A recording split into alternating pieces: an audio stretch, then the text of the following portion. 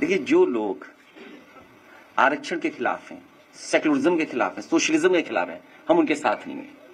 शायद वो बात नहीं समझते होंगे आरक्षण का मतलब क्या है, शायद वो सोशलिज्म का मतलब नहीं समझते होंगे, सेक्युलरिज्म का मतलब नहीं समझते होंगे।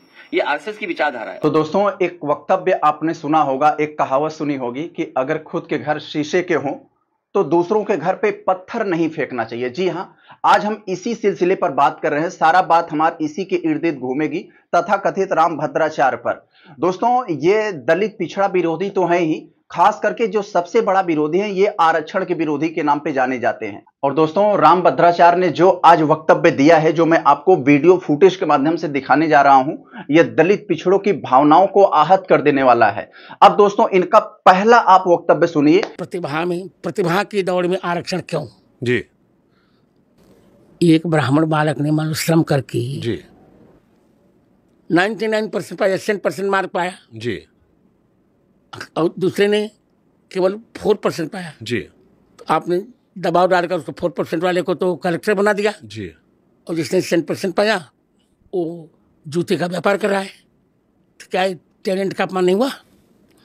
इसीलिए भारतीय प्रतिभाओं का पलायन हो रहा है। जी। हमने तो विदेशों में देखा है, भारतीय प्रतिभा जब कोई, आप बताइए। ये कह रहे हैं कि 99% अगर अगड़ा पाता है उसका नहीं होता है, और जो दलित होते हैं वो 4% पाकर हो जाता है। तो पहले आप ये बताइए, ऐसा कौन सा सर्विस है, ऐसी कौन सा जॉब है, ऐसा कौन सा पद है जिसमें अगड़ों का 99% पाकर नहीं होता है और पिछड़े और SC ST का 4% पे हो जाता है? इतना बड़ा गैप नहीं है, गैप 10-5 नंबर। अगर 100 नंबर का पेपर होता है तो 80 अगर अगड़ों का जाता है, तो अगर दलित का मान ले तो 60-65 उनका भी जाता है। इतना बड़ा भी गैप नहीं है। और दोस्तों, जो बात कर रहे हैं, दूसरी बात ये, जो 4% पाकर के डॉक्टर बनेगा तो क्या आप उससे करवाने जाएंगे? अरे जो योग्य होगा उससे कराएंगे। सही बात है। वो तो इंजेक्शन सिर पर लगा देगा। जी परसेंटेज ज्ञान के आधार पर न मिलते हैं। जी।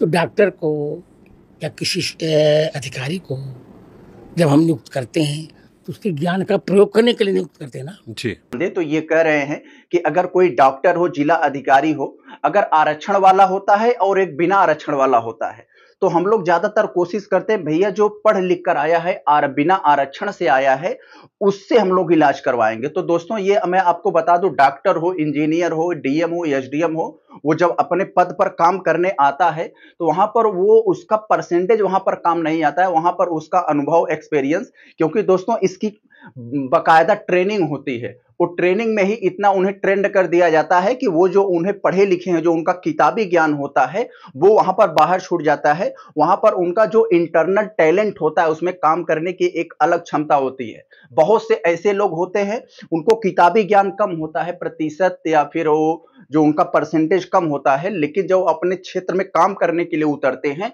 तो बहुत अच्छा परफॉर्मेंस कर जाते हैं।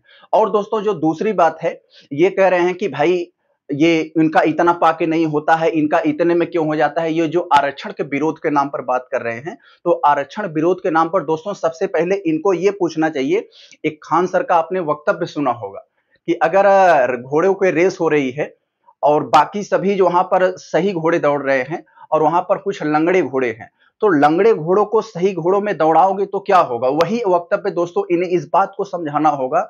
एक बच्चा जो शुरू से ही उसकी प्री स्कूलिंग हुई अच्छे माहौल में, अच्छे स्कूल में, स्कूलिंग बहुत बेहतर स्कूल में हुआ, फिर उन्होंने बाहर जाकर किसी अच्छे यूनिवर्सिटी से दोस्तों ग्रेजुएशन किया, पोस्ट ग्रेजुएशन किया, और वहीं एक बच्चा सीमित संसाधनों में दोस्तों जैसे तैसे करके प्राइमरी स्कूल में पढ़ता है, जैसे तैसे करके दोस्तों ग्रेजुएशन पूरा करता है, साथ ही साथ उसे घर की आजीविका भी चलानी होती है, माँ बाप के काम में, घर गृहस्थी में उसे हाथ भी बटाना होता है, सीमित संसाधनों में जीवन बिताता है, और उससे जब उसका कंपटीशन होगा तो आप समझ लीजिए किस लेवल का हुआ। अगर ऐसा सरकार ने प्रावधान कर दिया है, हालांकि मैं ये कहता हूं, हमारा ये वक्तव्य है, अगर एक ब्राह्मण का बेटा खाने के लिए मर रहा है तो उसे आरक्षण मिलना चाहिए, और वहीं दूसरी तरफ एक दलित का बेटा DM SDM का है तो उसे नहीं मिलना चाहिए। लेकिन दोस्तों, ये तय कैसे होगा? तय ये है कि जहां ज्यादा सबसे, यानी हमारा एक दलित SC ST ऐसा ही मतलब एक वर्ग है जो बहुत ज्यादा सदियों से उसे दबा कर रखा गया, हर मामले में उसे वंचित करके रखा गया।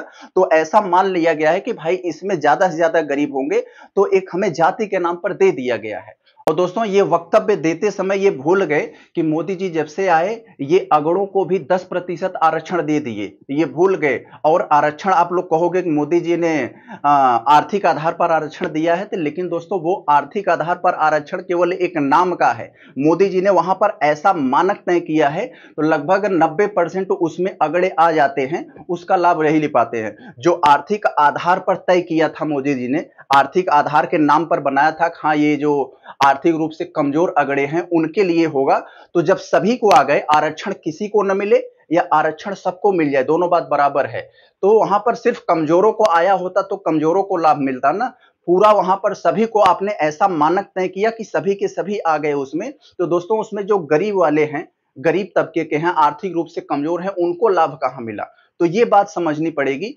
तो वही इनको समझाए कि भाई 10% मोदी जी ने उनको भी दे दिया है।